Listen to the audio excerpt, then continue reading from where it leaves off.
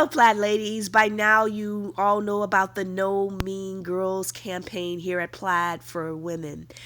I'd like to talk about some scenarios why mean girls exist and different things you encounter in your everyday life. And let's just take a closer look. And I'll go back to clips from recent Plaid radio interviews that I've had here, and just to get us all acquainted on why these mean girls exist.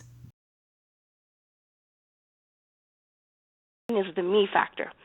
You know, some women feel like I have to be the center of attention all times, and there can only be one superstar that's me, so I'm going to make sure that I'm the center of attention. I'm going to tear you down in any way possible, find your one flaw, expose it, overexpose it to make myself look great, because I must be the center of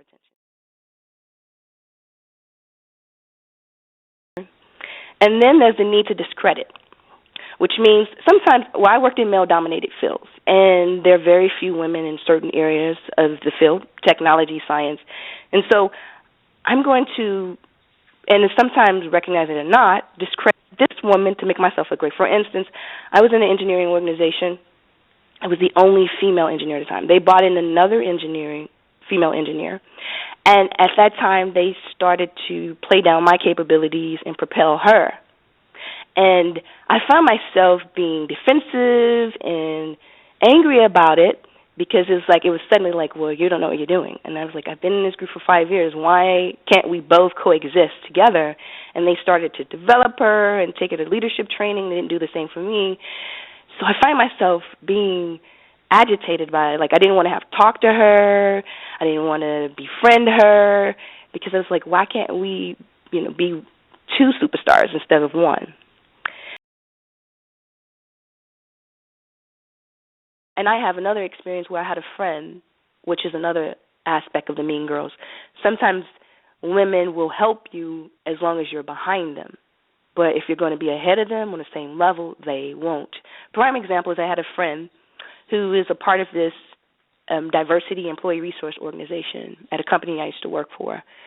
She was working with another female, and they were great friends. And the female was the president of the organization. So it was coming up where her term was ending, and she was going to run for re-election, and then she decided to run against her. Well, after she decided to run against her, she was like, well, who do you think you are? I turned into a smear campaign. She was like, well, you're not this, and the leaders think this of you, and totally did a 360 because suddenly she was a threat. She was a friend at first, but then she got to being potentially on the same level or ahead of her. It's completely changed. Find your story. Share your story. You talked about challenges. I could have said, I've been the greatest speaker ever, forever. But that wouldn't have been inspiring. The reality is I had presentations I did not do well, performance reviews I didn't have that went very well. But sharing that empowers me because it shows, I'm a regular person, and then I've overcome these challenges, and this is where I am today.